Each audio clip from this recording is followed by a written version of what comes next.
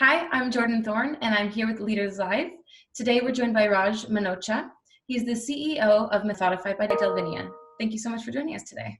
Thanks for having me. Yeah, of course.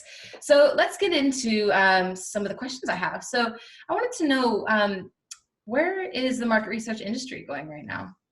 It's definitely an interesting time. I think especially during the last 14 months during the COVID pandemic, you've seen the digitization of the industry increase by 5, 10 times, right? So where we are today probably would have been where we would have been in 10 years. So you're seeing a lot more market research and insights professionals using technology to help them in their process, or they've had to relook at their process because of budget cuts or just working from home. So it's been an interesting time for the evolution of the industry. And you're seeing a lot more companies exploring and sort of dipping their toes into more technology plays versus looking at research in a very traditional way. Yeah, that makes sense. And so you kind of mentioned some of the new things that people are having to look at. What kind of problems is Methodify trying to solve at the moment? Yeah, that's a great question. So basically what we are trying to do is help researchers and insights professionals and marketers get data faster, quicker, but also in a more iterative way. So we also know that it's never been harder to get a customer, never been harder to keep one. So along your journey for sort of idea to in market, there's a lot of moments in time where you want to make a decision where maybe you don't traditionally involve your customer, but you have no choice now because they expect to be brought in. They want some sort of personalization, but you got to figure out how to market to the masses as well. So with that challenge, you're going to need quicker tools to get insights even faster. So what we do is sort of set up research or whether it's quantitative or qualitative, but you get that data back in 24 hours or less. And so that allows you to at least not have to change your process or your ideas in terms of the way your process works. It actually gets you to a much more iterative approach. And that's really powerful for a lot of companies because now you're basically saying, wherever my decision making goes is where my customer goes, and that is, I think, where the future is going to be. Yeah, and so how is Methodify kind of solving these problems that you're mentioning? Yeah, that's a great question. So what we're trying to do is basically become very agnostic. So for us, it's not about the technologies that are out there. We want to partner with everybody, but we want to basically connect them all together and become that operating system for market research. And so if you think about, you have sort of idea testing, you have qualitative video, you have transcription services, you have reporting.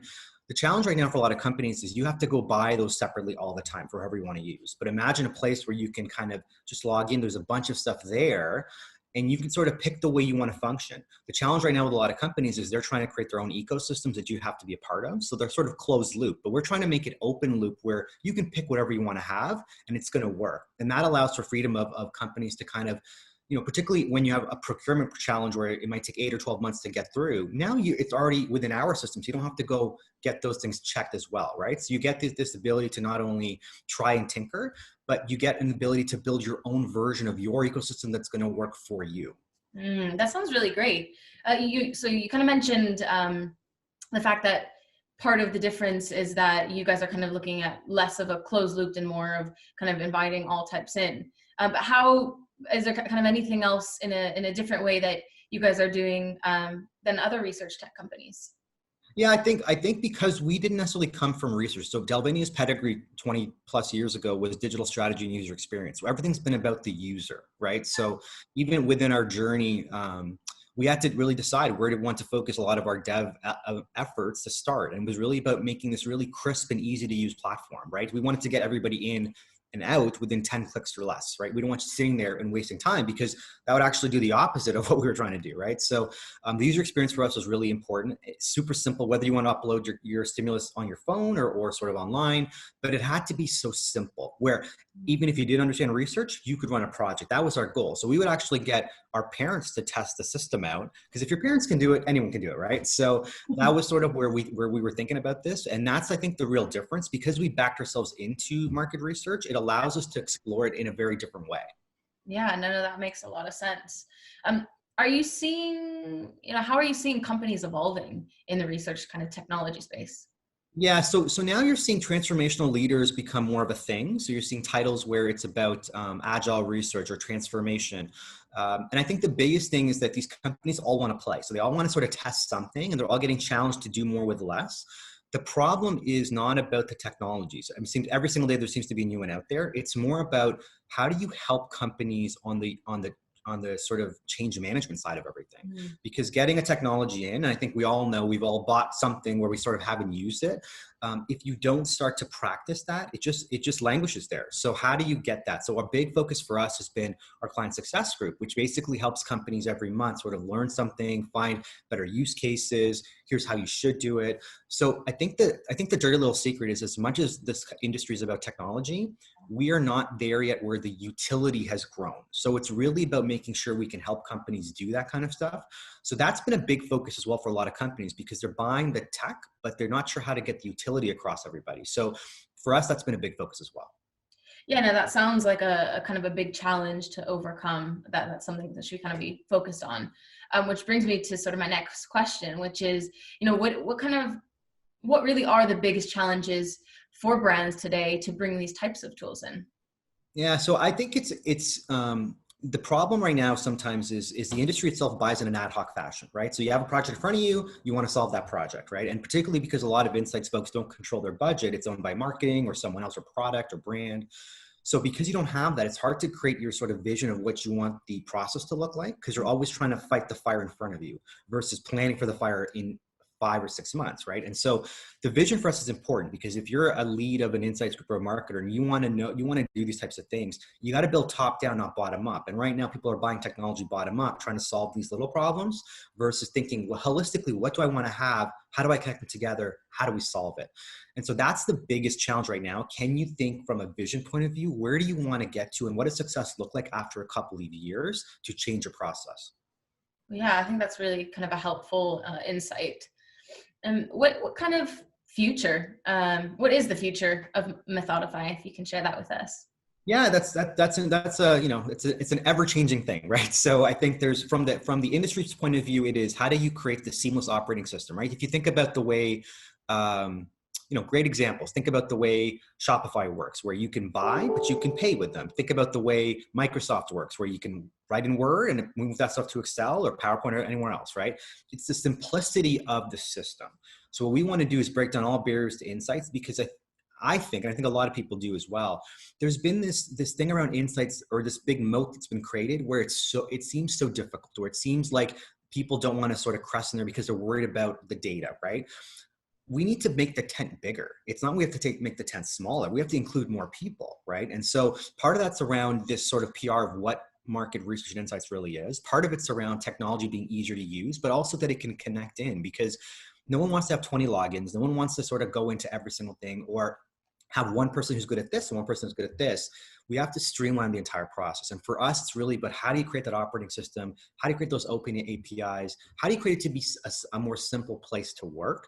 Because if we can get to that place, the fear of insight, the fear of data goes away. It now becomes more about bringing your customer on that journey with you at any given point. And it also gives more credibility to people to have a bigger say at the boardroom table. It becomes more important for companies to get data focused.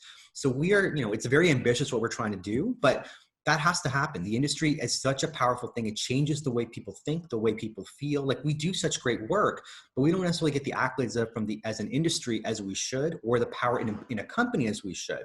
So we're trying to change that game. So to show that insights professionals can be innovative, they can be quick, they can be agile, they can be creative, and they have this massive vision. I think if we can tackle some of those big features, the tent's going to grow, the power's going to grow.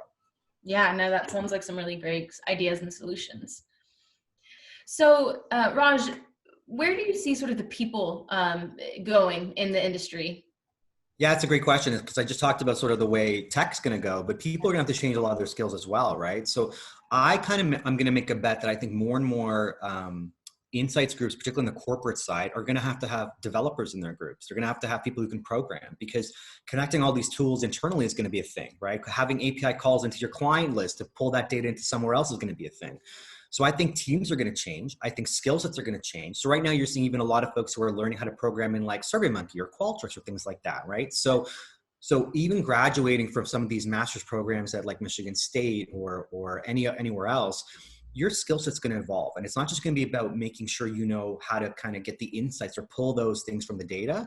It's going to be other stuff as well, whether it's programming stuff or sort of playing with technology or things like that. So this technology fear as well, I think, as this new generation starts to enter the workforce, they're going to be much more prone to using this stuff and understanding it and kind of doing all these different types of things. Yeah. So this connectability, this usability, this interoperability is going to be so important as a skill set, because typically you would outsource that, but budgets are going to get tighter. So now you're going to have to learn some of these new skills that are very, very different. Yeah. Just to finish off, whether it's kind of curious to know tech or people, what's kind of the most exciting thing in the industry, or that you kind of see going towards, that you're really excited about right now? I think it's, as tough as the last 14 years 14 months have been, it's this idea that people want to change. They want to try new things. I think we've never been at a more interesting inflection point in the industry, because in the old days, it was so tough to get people to want to change. Now they have no choice but to change. So we've had this catalyst moment, this sort of white swan moment in our industry. And it's going to be interesting to see who's going to be the leaders and the laggards. And I think the ones who really want to take control of their narrative internally, and really the way they want to change their research process, it's going to change everything. It is going to fundamentally make a shift in sort of how this industry is going to work. And so I'm excited to see who are going to be the future change agents, who is going to really want to make that change, and what companies are going to embrace data, because I think that is going to really change the game. It sounds really exciting. I'm kind of excited to see where the industry goes. So thank you so much for joining us today, Raj. It's been a pleasure. Thank you so much. Thank you.